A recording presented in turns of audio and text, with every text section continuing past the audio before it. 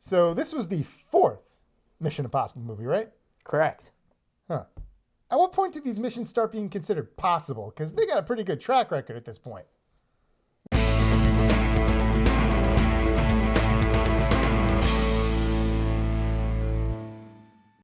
Welcome back to the Out of Touch podcast. I'm Chris, that's Bill, and today we're watching Mission Impossible Ghost Protocol. Protocol? Sorry. Ghost. Ghost Protocol, aka Mission Impossible 4. But technically on my copy of the movie, it doesn't say Mission Impossible 4. It just says Mission Impossible Ghost Protocol. Oh, they stopped numbering at this point. I know that.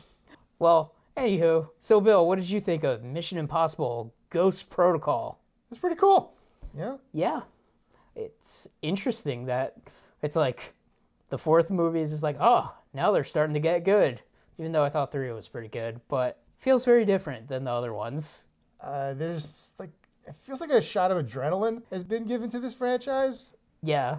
Tom Cruise is running a hell of a lot more. Sure is. Like, there's still espionage, but then he's like dangling on the world's tallest building for real, which started like the tradition of what crazy stunt is Tom Cruise going to do in this movie? Yeah, pretty much. It's weird because this movie came out in 2011, which was a bit of a gap between 3 and 4. Like 5 years? Yeah, just about. I think 3 was 2005, maybe 2004. Can't remember. It was around that time. It was weird. I don't know for sure, but if this was like the same year that like they did like a fourth Bourne movie all of a sudden too. It was definitely around that time, because this was, I think, around the time that where old Hawkeye might have had his Bourne movie. Yeah. His Bourne spinoff. That's right. The Bourne Legacy. Yes, which I've never seen, but old Hawkeye is in this movie. He sure is. We'll talk about him, but yeah, Mission Impossible 4 is pretty cool. It's Brad Bird, pretty good director. Director of Iron Giant, everybody's favorite movie. Not mine. It's Ted Turner's favorite movie. Sure is. And thanks to him, a generation of kids fell in love with that movie, except me. His insistence on marathoning that movie 24 hours a day bred nothing but resentment in me. Oh, man. The hell with that movie. Superman. Fuck you. It's a good movie. But anyway. It might be. I don't know. I never gave it a chance because of my resentment. It made Vin Diesel's career. I was a spiteful child sometimes. You're like, I wanted to watch something else. It's also why I'm not a fan of A Christmas Story. How dare you try to force this movie on me? Another movie, Ted Turner, was just like, people need to realize this movie's good, and I'll make them by playing nothing but this movie. Screw you. I'll just change the channel. Anyway, yeah, Mission Impossible Ghost Protocol.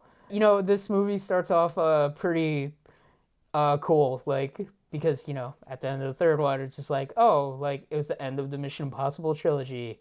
Ethan Hunt got his happy ending. He's married, and now, I don't know, his wife knows about his secret life as being a spy. This one, he's in jail in Russia. Well, technically, the movie starts with not Tom Cruise. Oh, that's right. For half a second, I thought it was Tom Cruise, or like, oh, maybe the mask is going to come off, but no, it's just some other guy. That's right. I forgot. Played by someone from Lost, apparently. Oh, okay. Because, J.J. Abrams got to get his cronies in there somehow. There we go. Get him a paycheck. Yeah. I forgot about that. Yeah, guy running away. He does a cool jump off the building and shoots 2 guys in midair. Throws down like an inflatable mat. Very, I don't know, cool, like James Bond-esque, like spy gadgetry with that mat. And then he gets himself killed almost immediately by some girl. Yeah. Well, I guess he doesn't get himself killed, but... He gets pinged on his phone where he's just like, hey, look, hot lady. And then it's just like, assassin. Oh, no! Too late, dead. Yeah. It is kind of funny that the phone literally like has a picture of her and it just says assassin. I'm just like... That is not a good enough warning system. No. It's just like, what do you mean? I'm sorry, quick sidebar. Why didn't he have like a bulletproof vest on? Why does no one ever wear Kevlar in these movies? Well, to be fair... I get that he was in like civvies and stuff, but you wear it under it. She just shot him with like a regular gun. Yeah, I guess if you really want to play that game with like, why wasn't he wearing a bulletproof vest? It was not a high stakes mission initially when we go back to it. I guess. They just said it was like a snatch and grab. You could still get shot by like a cop or something. I guess that's true, and yeah, if you were carrying a gun, why wouldn't you have a bulletproof vest? But he was like in an airport. Also, he was getting shot at, so he has a gun. He doesn't have a bulletproof vest. Yeah. I don't know. It wasn't an airport. It was like a train station or something. Whatever. It was some sort of transportation hub. I don't know. I'm just saying. And plus, then the freaking IMF or whatever the fuck they're called. They can't have like special secret Kevlar that looks like regular clothes and is indistinguishable. Yeah, John Wick has secret Kevlar. Yeah. I'm sorry. It didn't even register to me while watching it. It just came to me now. That guy died for stupidity. Because movie, Bill. That's why that guy died. I know. Characters need motivations. I know. He was the character motivation for Action Lady, whose name I forgot. Jane Carter. Or, yeah, I think that's her name. I don't remember. I think it's funny when Tom Cruise is like, breaking out of the prison. I should say Ethan Hunt. But like, he literally says to like the one lady, like Carter, he's just like, who are you? And she's like, I'm Agent Carter or whatever. And he's like, okay. Like, he just like immediately knows what to do and stuff. Cause he's just like such a well-trained agent that he's just like. He just needs to know what to call her so Yeah. he can say something to her specifically. He's efficient. It's kind of funny too, because at the beginning of the movie, he has that like back and forth with I forgot what Simon Pegg's character's name is, but Benji. like Benji, that's right. Yeah. And he's like on the security camera, and he's like trying to get him to unlock the door, and he doesn't even know it's Simon Pegg. He just knows it's like some like operator guy, and he's just like, I need you to open that door for me. And the guy's like, I'm not doing it. And he's just like, not leaving until you open that door, so he can get his friend out too. Yeah, Mission Impossible 4 has a lot of really cool moments in it. And I guess it kind of has like sort of like a smaller-ish cast, because it's like really just like Tom Cruise, like the Jane Carter lady, and like, Simon Pegg, Benji for a lot of the movie. And Jeremy Renner. Oh, he's later though. Like, Not that much later. that's true.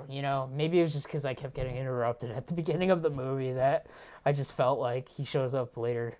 He shows up after the Kremlin incident. Yeah, which was pretty shocking when I first saw the movie. I'm like, wow, they're just gonna blow up the Kremlin. I'm like, holy shit. Yeah. Like, it's just like, yeah, because this movie has like the stakes of like not some weird ambiguous MacGuffin. It's just like, we're trying to stop nuclear war. Because a nut job wants to cause nuclear war because he thinks that's the only way to save the world. Yeah. Because he's crazy. Yes. Because he thinks humanity will only come to peace after a nuclear war for some reason. Yeah. It'll be very peaceful when they're all irradiated and dead. Yeah, when nobody's left. Yeah. So, I guess that's peaceful. yeah. But I would say that's definitely a weak part of the movie. yeah, The villain's just kind of, he's there. he's just an obstacle. He's not much of a character. He's not that interesting of a threat. He doesn't interact with Tom Cruise or anybody that much to begin with. No. It's just like a ticking clock and spectacle. Yeah. I mean, it's the situation more than the actual, like, villain that is, like, the main nemesis. Pretty much, yeah. Hell, the Russian agent that's chasing Tom Cruise is more of an antagonist. And he's not a bad guy. I like that guy. I wish he's kind of in more of the movie. Like, He's just kind of good at his job. yeah. I think the best moment with that guy is, like, when you first meet him and, like, Tom Cruise gets blown up at the Kremlin and he's in the hospital. And he's trying to escape, like, Russian custody, and he, like, jumps out the window, and he's standing on the edge, and the Russian agent guy just looks at him and, like, sees, like, the dumpster he's gonna jump in, and he's just like, really? He's just like, all right. He just, like, lights up a cigarette. He's just like, all right, go. Seemed like a good idea a minute ago. Yeah. But then, like, Tom Cruise does something even crazier, because, like, jumps onto the top of, like, a moving vehicle using his belt to, like, slide across, like, a electrical wire or whatever. He's just like, oh, damn, this guy's crazy. He sure is.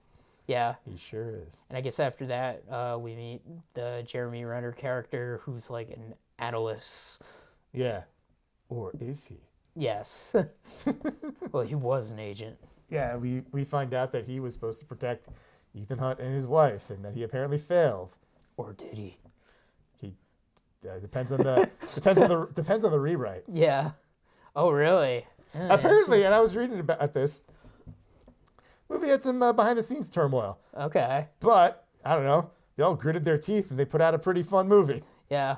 So, behind the scenes turmoil doesn't always produce a disaster like Justice League, Fan Four Stick, and I don't know, apparently the recent Captain America movie, if people are led to, or people to believe or whatever. Uh-oh. I don't know. Haven't seen it. Yeah. Like a lot of people. Yeah. That's interesting. Because I thought you were going to say, like, yeah, they rewrote the ending because they're like, hey, maybe not having Ethan Hunt's wife, like, horribly murdered is a good idea. I think that was probably part of it. Yeah. There was other stuff that was apparently changed too. I was reading how, like, they were, like, trying to, like, simplify stuff. Like, they had a much more elaborate explanation for, like, those magnetic gloves. And there's just like, what if he just says blue glue, red dead? It's like, I think people understand. Yeah. It's pretty basic. It's like they're magnetic gloves. The blue light is good. The red light's bad. Okay, yeah, okay. I think everyone can follow that. Man. That, the whole situation with, like, just, like, the big stunt of this movie of, Tom Cruise climbing the Burj Khalifa or Burj Khalifa? I don't know how it's pronounced. The world's tallest building. Yes, the big building in Dubai. Pretty sure, I'm going to say Burj Khalifa. But, I don't know. But anyway, him climbing that building is, like, pretty insane. It's also insane in the context of the movie where it's just like, he's climbing the building. Also, there's an encroaching sandstorm happening too, but it doesn't happen while he's climbing the building, but eventually does happen. Yeah. I thought, I was like, oh, is that the ticking clock of the scene? No, that's just foreshadowing. Yeah. It is insane because, like, I wonder, like, how much of the stunt, like, I guess he did all of it, but, like... Apparently he didn't have a stunt double for that. The freaking, like, jump into the window is, like, the most insane part. I'd have to look at behind the scenes to see how much, what if that's real, what if that's not. Yeah. I don't know. I'm sure he had assistance while, like, actually doing, like, the climbing scenes for sure, but, like, that jump... I'm sure if you look at the behind the scenes, there is so much safety wire, nets, and rigs, and all sorts of stuff to keep him alive. Yeah. That are all digitally erased. And I don't know. Every time I see Tom Cruise do something that crazy, I'm like, man, his Thetan level must be through the roof. It's just amazing he made it out of this franchise alive. Yeah. So far. Still doing it. I don't know. I mean, the next one's supposed to be the last one, right? Yeah, it says Final Reckoning. That means the end, right? I mean, it did, at least for most things, but then again, I think we have, like, a bunch of Resident Evil movies that are called Final something. There's 2 Friday the 13th movies that are labeled the final one, and then there was more after. Yeah, so who knows? But yeah, that stunt alone is just insane. Especially since when he jumps in that window, it almost looks like he, like, bashed his arms against the top of it or something. Kind of goes down and everybody has to, like, catch him. I was just like, oh, jeez. Yeah, he just barely makes it. Yeah. Just insane. That elaborate stunt part aside, the fact that they got, like, a duplicate room below or above the other room where, like, they're just, like, copying a drop-off. It's just like they're tricking, like, 2 different groups of people. Yeah. That felt like something that they probably would have done in the original Mission Impossible series. And I wouldn't be surprised if they did. It just seemed something that, I think that's what little I've seen of that show felt like that. So they still remember their roots. Yeah, which is pretty cool, Like, these movies are technically a continuation of a very old TV show, which is kind of insane.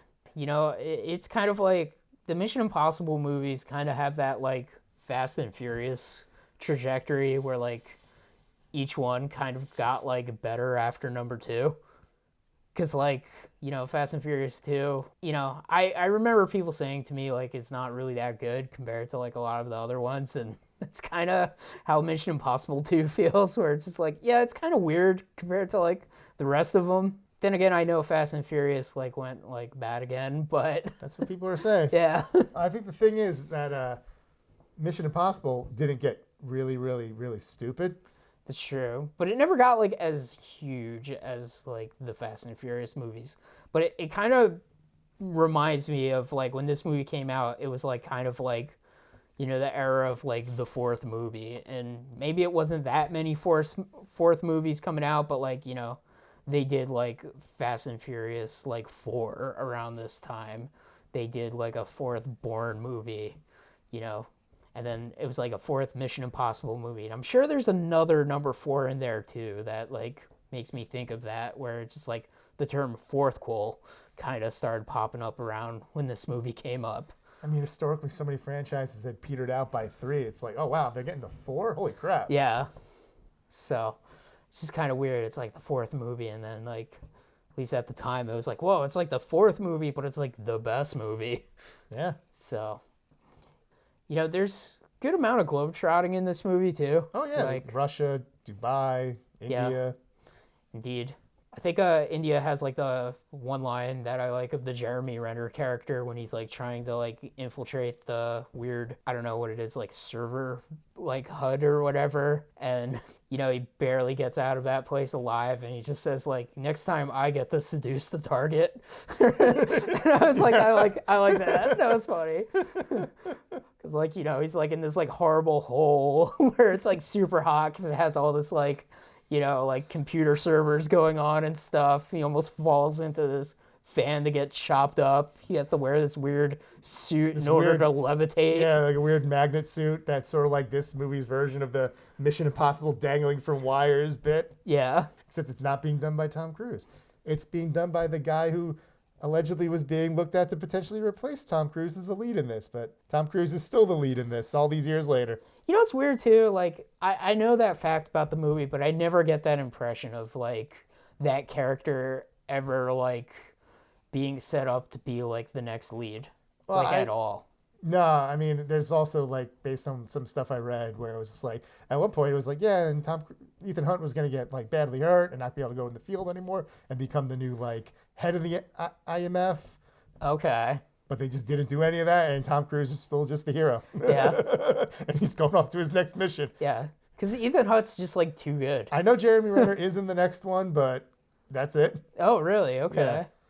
Yeah, he comes back. Obviously, Simon Pegg stays part of this franchise. Yeah. That girl? No. Really? Yeah, he hands them all phones like, you're all part of my team now. They're like, all right, cool. She's just gone. Ah. She just never comes back. Disappointing. I don't know. It's just, I don't know. Yeah. Well, it's weird, but I guess Simon Pegg at least sticks around. It is kind of funny that, like, he was, like, kind of the research and development guy, and it's just like, he's like, yeah, I passed the field exam. And, yeah, he just becomes part of the Tom Cruise's team after this. Like, him and Ving Rhames are, like, mainstays of the franchise. Yeah. Except in this movie, Ving Rhames just had a cameo. Just at the very end. Just like, making fun of Ethan Hunt. Yeah. It's like, you really said that? You really said mission accomplished? just make fun of him. Yeah. I mean, like, I guess, like, the final set piece of the movie, too, where he's, like, in that very elaborate parking garage. What the hell was that? I don't know. And, like, I want to assume that's probably, like, a real building, if it actually is in India. Or based on something real, at the least. Yeah, because, like, I was just like, man, this is insane. Like, with all these lifts and everything going on. It's kind of weird, too, because, like, it's like, he has this, like, final confrontation with, like, the main villain, who is just, like, this, like, kind of, like, older man that I'm just, like, just seems like that guy would go down in, like, one punch. I know. I was watching that. I'm like, did you forget all those crazy kung fu kicks you knew in part 2? Yeah. Because I feel like you should be able to take this guy out in just a couple of hits. Yeah. I mean, I feel like he should have just been like, this is Sparta, and just, like, kicked him off the edge of, like, the parking garage thing. I mean, that's essentially what happens, except that guy does it to himself. Yeah, he does. But Tom Cruise doesn't defeat the villain. The villain defeats himself. Yeah, because he's, like, trying to get him to, not get this suitcase so he can deactivate the nuclear bomb, which I guess if you shoot a bomb, you can still deactivate the detonating mechanism. I hope so. Yeah. Which is pretty crazy that it kind of just, like, grazes the top of a building and just goes into, like, a body of water, which I think is in, like, it's Seattle or something. And it's just like... It was either Seattle or San Francisco. I recognize that building. Yeah, somewhere where it's just like these people almost got, like, annihilated by a nuclear bomb. No, it was an asteroid or, a meteorite. It's fine. Kind of reminds me of, it's going to be such a dumb reference, but, like... Oh, boy. The Digimon movie. What? Yeah, in the Digimon... I underestimated how dumb this reference was going to be. Well, I'm just saying, in the Digimon movie... I'm not getting a clip for this. You can just call. Okay. In the Digimon movie, they're trying to stop a nuclear bomb that gets launched at Japan from the United States. Why is that the plot of the Digimon movie? It just happens, okay? It's a really weird movie. But they stop it, and the bomb just kind of like lands in the water, like in front of like their apartment. But I've just got more questions. The Digimon movie is weird. Isn't it like 3 movies edited together? Yeah, I think it is. It was a whole situation. I think like they're technically not even movies. They were like TV specials in Japan or something. The point is, as a child, I watched that movie a lot, and I just remember reminding me of like a nuclear bomb falling into water and not exploding happens in the Digimon movie. Okay then. Yeah. I'm sorry. The Digimon movie is... I don't know if I could recommend that movie, but if you grew up with it, you probably still like it. Don't look at me. I didn't see it. Yeah.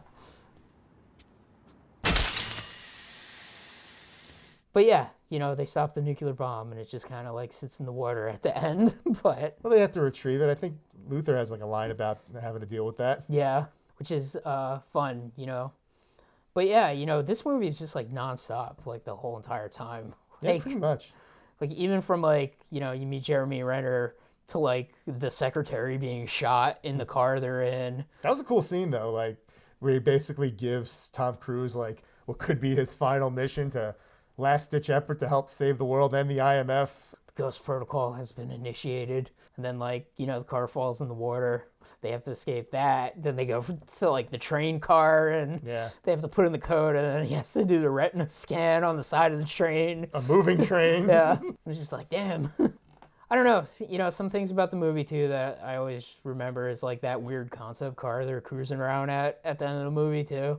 I just didn't pay attention to it. Yeah, like they do it when they're in India, and like it's that one weird car that I'm just like, is like that entire door a window? Like, what is up with that car? So weird. I just probably didn't pay attention to it. Yeah. I don't know. I don't know. I notice things like that. Sometimes I do too, but I don't know. Sometimes I'm just like not paying attention to the car. Yeah. Unless it's got like, unless it's a Batmobile, I guess. I don't know. That's true. You're like, where are the flamethrowers on this thing? The rocket boosters.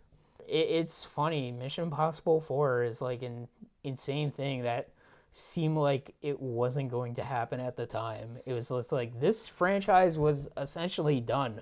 I mean, they had some factors going against it. Tom Cruise had a bit of a falling out with Paramount for a minute.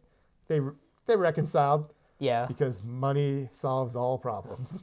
Yeah. Tom Cruise stopped being like crazy on Oprah.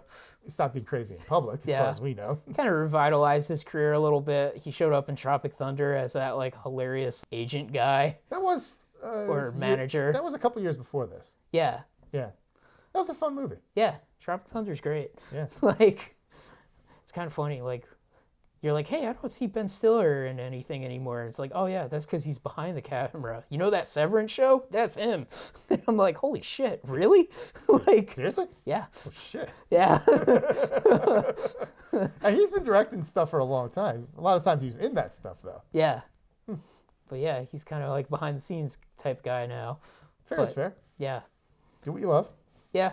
It's funny too because Tom Cruise in Tropic Thunder, his character's name was like Les Grossman, and I always hear like rumors of a Les Grossman movie possibly being made at one point. Maybe like 15 years ago. I heard something like recent about it, but like I don't think it's gonna happen. I don't but- think anybody remembers or cares anymore. I mean, he looks hilarious in that movie. He's wearing this like fat suit, like covered in body hair. Yeah. Like he's all got this like stuff. And you just know he is mimicking a bunch of fucking people he's dealt with over the years. Oh yeah.